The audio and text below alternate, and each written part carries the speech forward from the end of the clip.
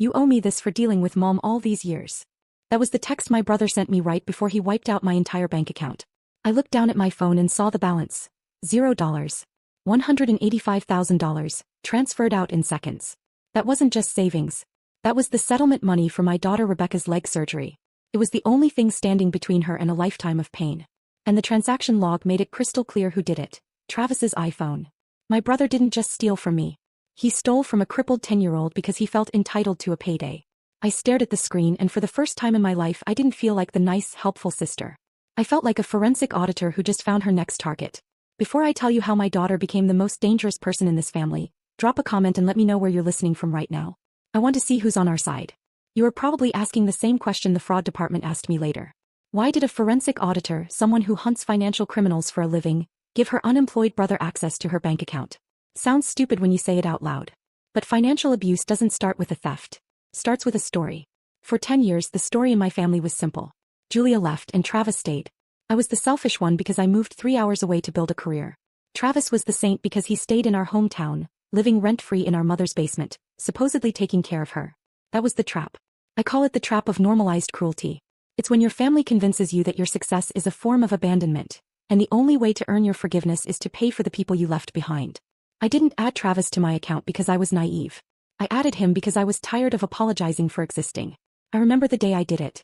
It was 4 years ago, right after the car accident that crushed my legs. I was lying in a hospital bed hopped up on painkillers, terrified I would lose my job.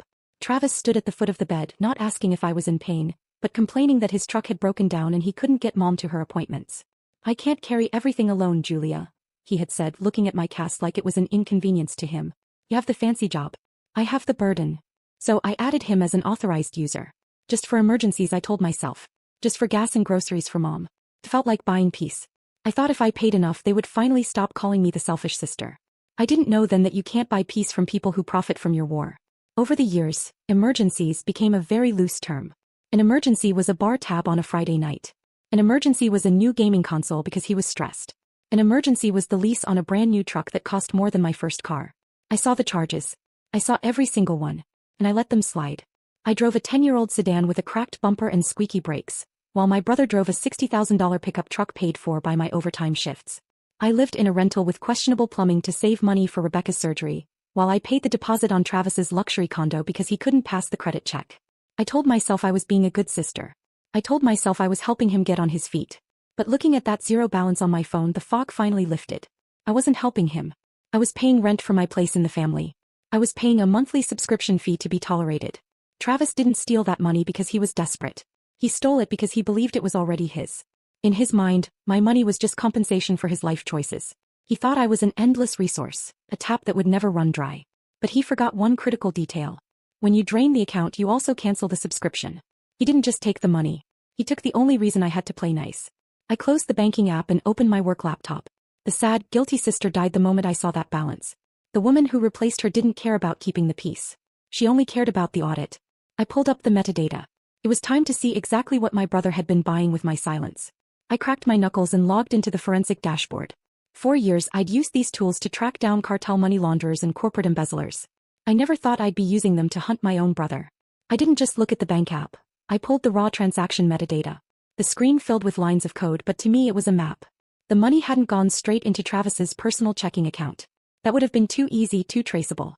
Instead, it had been routed through a series of digital hops designed to look like legitimate purchases. But Travis wasn't a criminal mastermind. He was just a guy who watched too many movies. I traced the routing number of the receiving account. It belonged to a shell company called Obsidian Ventures LLC. The name sounded familiar. I opened my work files and ran a search. A match popped up instantly. Obsidian Ventures was flagged in a federal database as a known money laundering front for an online gambling ring operating out of Eastern Europe. My stomach dropped. This wasn't just family theft. This wasn't just Travis taking money to buy a new truck or pay off a credit card. He had wired $185,000 directly into a federal crime syndicate. He had crossed the line from a civil dispute to a felony. Federal wire fraud. Money laundering. Conspiracy. I leaned back in my chair, the glow of the screen illuminating the dark kitchen. Travis thought he was smart. He probably thought routing the money through a business account would hide it. Instead, he had just handed me the nuclear codes. He wasn't just a thief anymore. He was a liability to the United States government. I kept digging. I needed more than just the money trail. I needed to know where he was right now. I pulled the GPS data from his linked device. The Find My history painted a damning picture. Yesterday afternoon when he told me he was taking Mom to the doctor, his phone was pinging off a cell tower next to the Lucky 7 casino on the state border. He hadn't been with Mom. He had been gambling away the last of his own money, probably getting desperate enough to finally pull the trigger on mine. Then I heard a soft noise behind me. I turned around.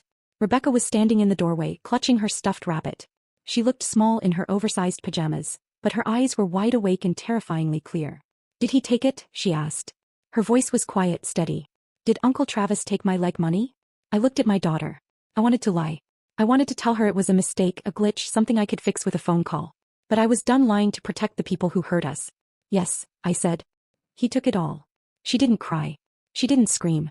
She just nodded, a dark understanding settling over her features that no 10-year-old should ever have to wear. "Then we take him down," she said. It wasn't a question. It was an order. And looking at her I realized she was right. We weren't victims anymore. We were hunters. And the hunt was just beginning. I had the where and the how. Now I needed the why. Or rather, I needed the proof of intent. In a federal case, the difference between "my sister said I could borrow it" and "I conspired to commit wire fraud" is often just a text message. And Travis was sloppy with his digital footprint. I didn't need a warrant to see his communications. Years ago when I bought him his first iPhone so he could apply for jobs, I added him to my family sharing plan. He never left it. He probably forgot it existed. I opened the cloud dashboard and clicked on the message archives. He had deleted the thread with Nicole, his girlfriend, but he hadn't cleared the recently deleted folder. I hit restore. The conversation populated the screen, timestamped 2 hours ago. "Travis, it's done. The bitch finally paid up. Nicole, all of it. Travis, every cent. 185 grand. We're going to Cabo, baby. First class." I stared at the word bitch. That was what I was to him. Not a sister. Not a savior. Just a mark. A stupid, gullible mark who had finally paid out.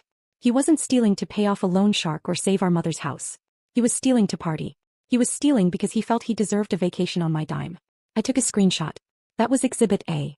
Then I cross-referenced his location history. Yesterday afternoon when he texted me a sob story about spending 3 hours in the waiting room with Mom at the cardiologist, his GPS data told a different story. He wasn't at the hospital. He was at the Lucky 7 casino sitting in the same spot for 4 hours. The timestamp on his text asking for gas money matched a withdrawal at the casino ATM. He had gambled away his last $20, walked out to his truck and decided to rob me. It wasn't desperation. It was entitlement. I felt a cold rage settle in my chest, displacing the panic. I wasn't shaking anymore. I was organizing. I created a new folder on my desktop labeled Evidence. I dragged the bank logs, the shell company profile, the chat logs and the GPS map into it. Then I heard the floorboards creak. I spun around. Rebecca was standing there. She wasn't sleeping. She was holding her tablet, her face pale in the screen's light. She walked over to me, her eyes scanning the red text on my banking tab. "Is it gone?" she asked. I wanted to protect her. I wanted to tell her to go back to bed, that Mommy would fix it. But she was 10 years old, going on 30. She knew what that money meant. She knew it was the only reason we ate generic brand cereal and drove a car with a check engine light that never turned off. "Yes," I said. "He took the surgery money." She looked at the screen, then at the photo of Travis I had pulled up. She didn't cry. She didn't ask why he did it. She just looked at me with a fierce, terrifying clarity. "Then we take him down," she said. It wasn't a question. It was a statement of fact. She pulled a chair up next to me and sat down. "I can help," she said. "I know where he hides his passwords." I looked at my daughter and for the first time that night I smiled. It wasn't a nice smile. It was the smile of a woman who just realized she wasn't fighting alone. "Hey," I said. "Let's get to work." I didn't call the police. Local cops take reports. They write down what happened and tell you to call your bank in the morning. They don't have the power to stop a wire transfer that's already halfway to an offshore shell company. But the United States Treasury does. I open my secure work portal. In my line of work we have a direct line to the Financial Crimes Enforcement Network. It's called SR, a Suspicious Activity Report. Usually it takes days to process. But when you flag a transaction as terrorist financing or international money laundering, involving a known shell entity like Obsidian Ventures, the system doesn't wait for a human to drink their coffee. It reacts. I typed in the transaction ID. I flagged the recipient. And I hit submit. It was the financial equivalent of calling in an airstrike on my own bank account. Within minutes, the trap snapped shut. The banking system's automated defenses kicked in. They didn't just freeze the transfer. They locked down every account touching it. Travis's personal checking, his savings, even the shell account he was trying to feed, all of it turned to ice. He wasn't going to Cabo. He wasn't going anywhere. 10 minutes later my phone rang. The caller ID said Travis. I didn't answer immediately. I let it ring twice, 3 times, letting his panic marinate. When I finally picked up, I didn't say hello. I just listened. "What did you do?" he screamed. The sound was so loud I had to pull the phone away from my ear. "What the hell did you do, Julia?" "I don't know what you're talking about," I said, pitching my voice up an octave. I channeled every ounce of the scared, submissive sister I used to be. "Travis, I woke up and the money was gone. I think I was hacked." "You liar," he roared. "I'm at the ATM. It ate my card. The app says federal freeze. You called the feds on me." "I didn't call anyone." I sobbed, forcing a tremor into my voice. "I'm scared, Travis. That was Rebecca's surgery money. If it's frozen, I can't get it back. You have to help me." There was a pause on the other end. I could hear him breathing hard, the gears in his desperate mind turning. He needed that money to pay off the people behind Obsidian Ventures. If he didn't deliver, he was a dead man. And right now, he thought I was just a confused, terrified woman who had accidentally tripped an alarm. "Listen to me," he hissed. "You need to fix this. You need to call the bank and tell them it was authorized.